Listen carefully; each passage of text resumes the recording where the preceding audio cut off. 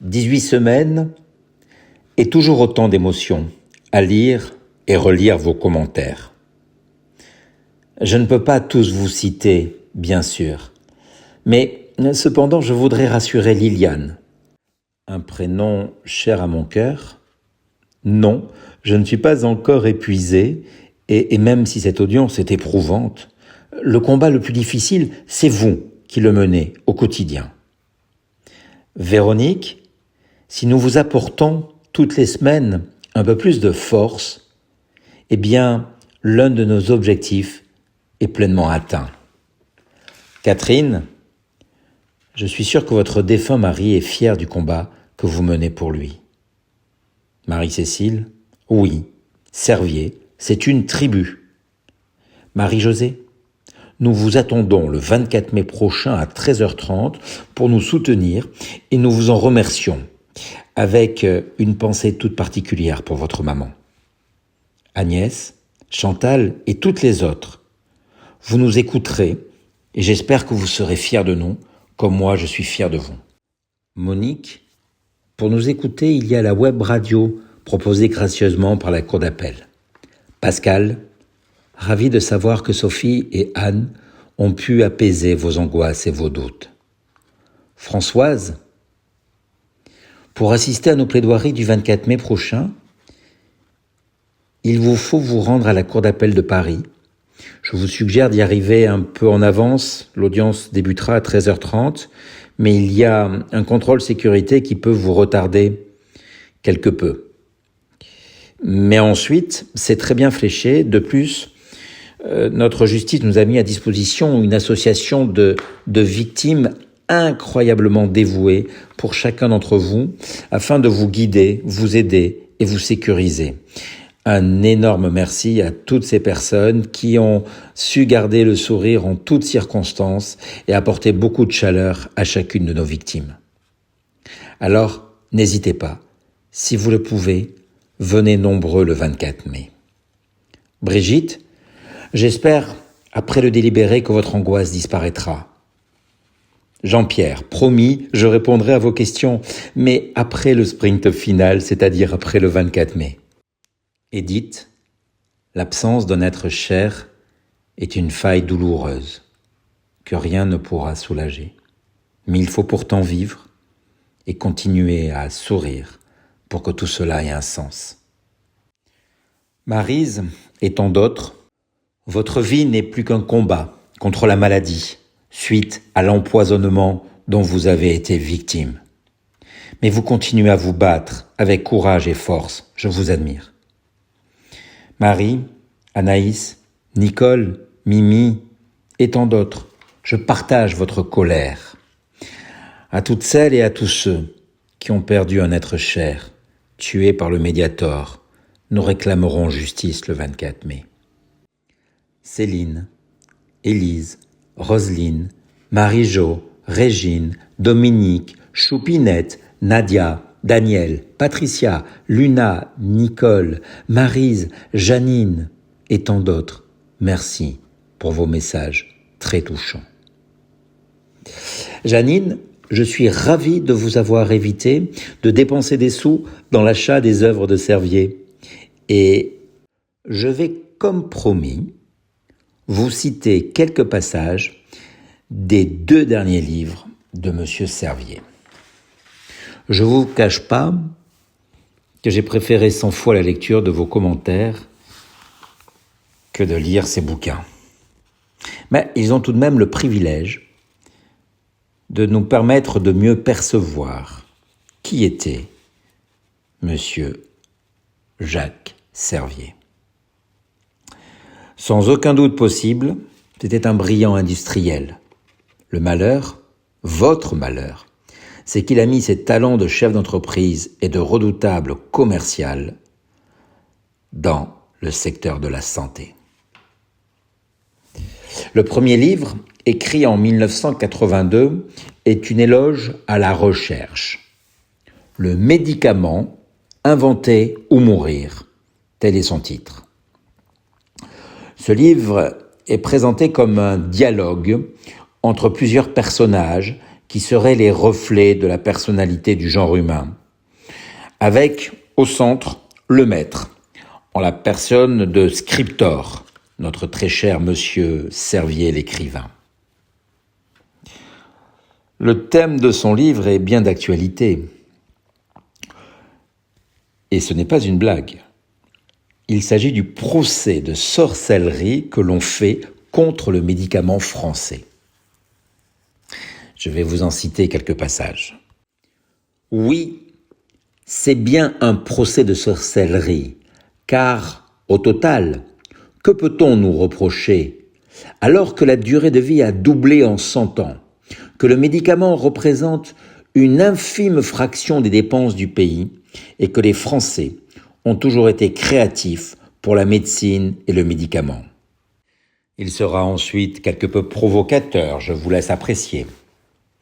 L'un de ces personnages déclare « Certains critiques disent que l'industrie pharmaceutique aurait le monopole de l'information médicale. Selon eux, les médecins n'auraient pas d'autre source d'information. » Et c'est la vérité à l'époque, et cela le sera encore pendant des dizaines et des dizaines d'années. Je ne suis même pas certain qu'on soit réellement sorti de ce monopole de l'information géré par les laboratoires pharmaceutiques. Et que dit Scriptor ? Je proteste. S'il est vrai que l'industrie pharmaceutique est riche en documentation, il cite ensuite l'université et les qualités des enseignements des disciplines médicales qui y sont assurées. Bien sûr, on va te croire. Autre question posée par l'un des acteurs de ce roman. Peut-on nier que la grande motivation de l'industrie pharmaceutique, c'est le profit et non l'intérêt du malade ? Que répond notre ami Monsieur Servier caché sous le masque de Scriptor ? À moins de chercher à animer à tout prix une réunion publique et contradictoire, il ne faut pas employer sans d'immenses précautions le mot « profit ». Mot dangereusement piégé de composantes émotionnelles et, dans tous les cas, bien différent du mot américain correspondant. Car aux États-Unis, profit signifie récompense attribuée par le Seigneur dans ce bas monde à ceux qui auraient su la mériter. Je vous laisse apprécier.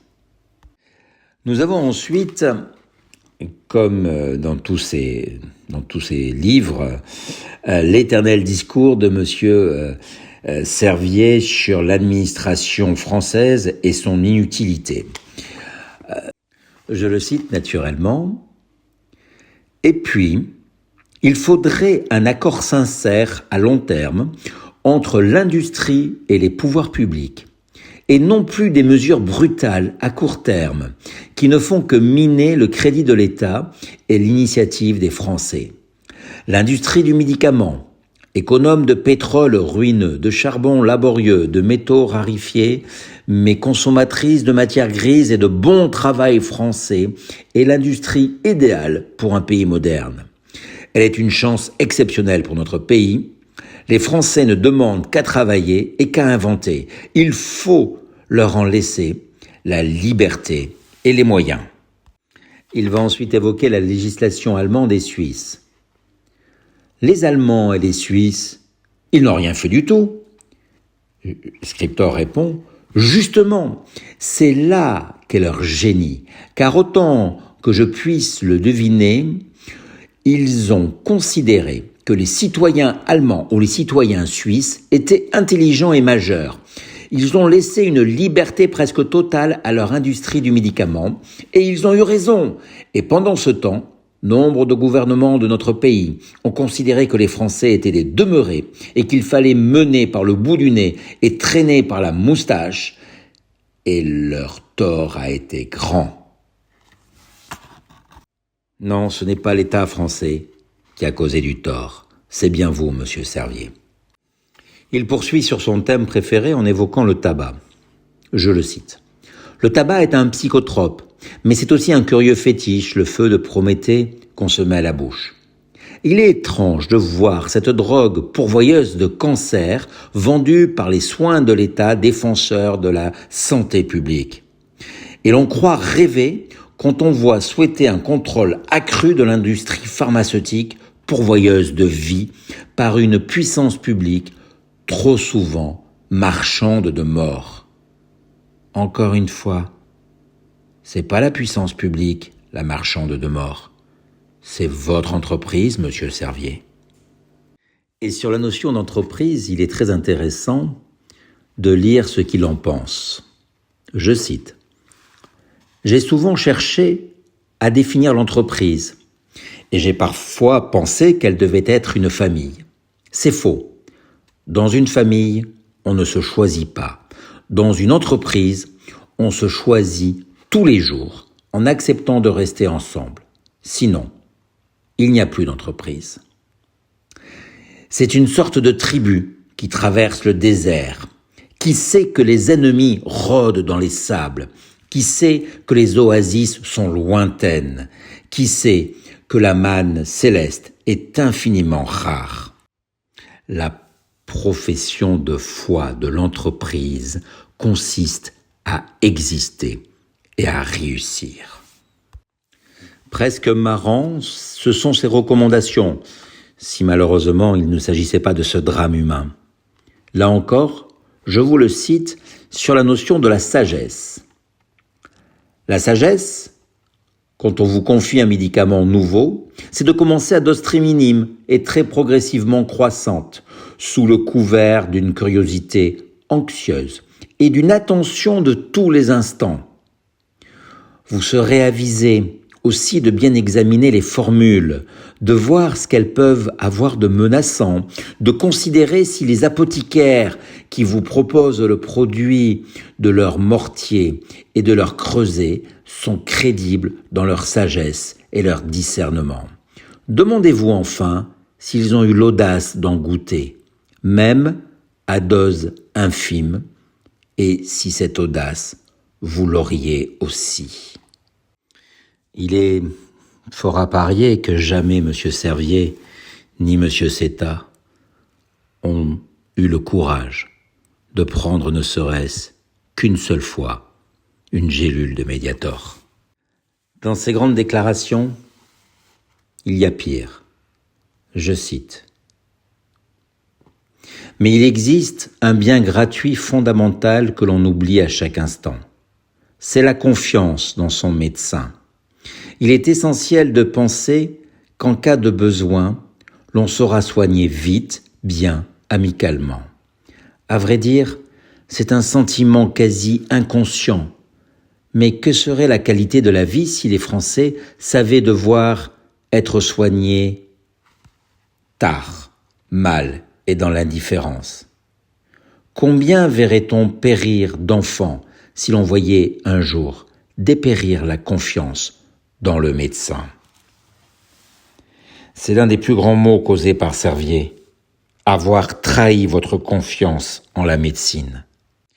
Pire encore, lorsque M. Servier sombre dans le cynisme.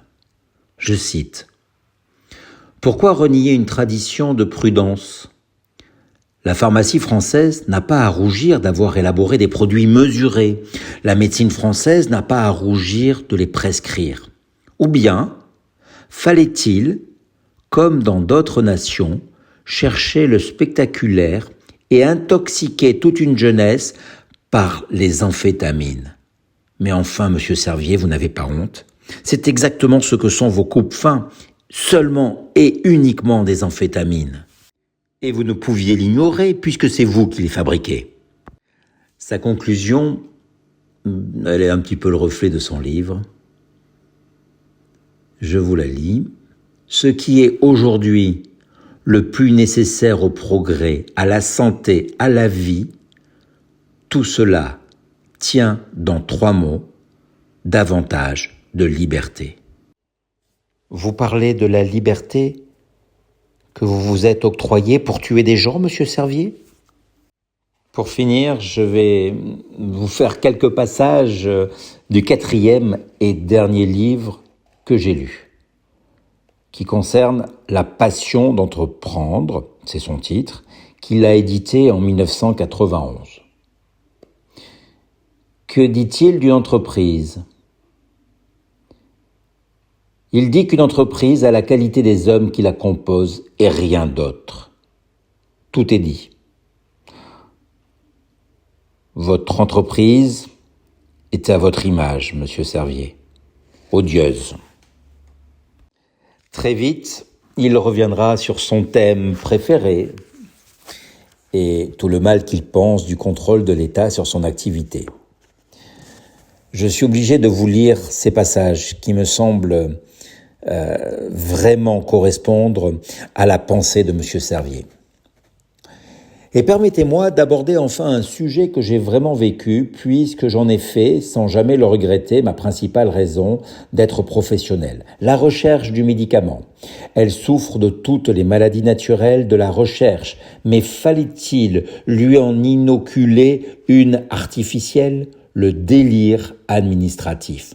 D'année en année, des budgets irremplaçables sont taris par la construction de dossiers d'autorisation ministérielle qui atteignent dans certains pays des proportions démentielles. D'année en année s'allongent les délais du développement, 8 à 10 ans aujourd'hui. Il faudrait bien un jour mettre en question les preuves de la sécurité du médicament. Tout a été fait pour le formalisme, bien peu pour la sécurité vraie. Ce que l'on gaspille dépasse l'imagination, ce que l'on garantit n'est pas évident. Le médicament français, économie de pétrole, de charbon, de métaux, matérialisation de la créativité et pratiquement seul bien de santé exportable, mériterait mieux que l'étouffement administratif. Encore une fois, Monsieur Servier, c'est bien regrettable que l'État vous ait pas étouffé beaucoup plus tôt. Mais il va plus loin. L'asphyxie bureaucratique du médicament est un attentat contre la vie. C'est tout autant une faute contre l'esprit. Car aujourd'hui, la sélection du médicament se fait presque uniquement par l'argent. Pour déboucher sur le marché, il faut posséder des sommes astronomiques que l'on dépensera, sans utilité pour personne, à constituer de ruineux dossiers. Il faut aussi disposer de réserves suffisantes pour faire face aux énormes frais actualisés engagés pendant 10 ans de traversée du désert. Une conséquence est remarquable, une société sans idées, sans créativité, sans motivation, au progrès mais disposant de budgets considérables, sera toujours favorisée par rapport à une entreprise créative utilisant ses moyens à la découverte. Si c'est ce qu'on a voulu, il serait courageux de le dire. Toute bureaucratie est dans l'incapacité de juger le produit et ne peut que juger le dossier. C'est pourquoi la substitution de sa décision à celle de l'industrie pharmaceutique, qui, elle, peut avoir les choses de près et n'a pas intérêt à des désastres, cette substitution d'une autorité irresponsable à une autorité responsable ne peut que créer des risques accrus. Une politique raisonnable du médicament devrait reposer sur quelques considérations de bon sens. S'efforcer d'obtenir des médicaments sans danger, favoriser les médicaments apportant un progrès, exiger des preuves d'activité reposant sur le bon sens et les besoins réels. Mais bien sûr, Monsieur Servier, dès lors que les individus comme vous auraient agi dans l'intérêt de leurs patients et non pas exclusivement dans leur intérêt économique. Tout ceci, Monsieur Servier, est détestable à lire. La conclusion de son livre est à peu près dans la même tonalité que le précédent. Je le cite, « Je demande la justice. » Alors ça tombe bien, nous aussi. Je réclame plus encore la liberté. Nous aurions aimé pouvoir réclamer la prison. J'en ai terminé avec ces livres et je vais vous proposer que l'on se retrouve la semaine prochaine, sachant que les audiences reprennent et que nous allons aborder quelques sujets techniques le premier jour, puis ensuite débutera les premières audiences de plaidoirie des parties civiles. Comme je vous l'ai déjà dit, nous plaiderons le 24 mai. Nous serons les derniers avocats de victimes. S'en suivra ensuite les caisses. Mais je reviendrai sur tout cela la semaine prochaine. Désolé d'avoir été peut-être un peu trop long aujourd'hui, mais j'avais plein de choses à vous dire encore. À très bientôt. Au revoir.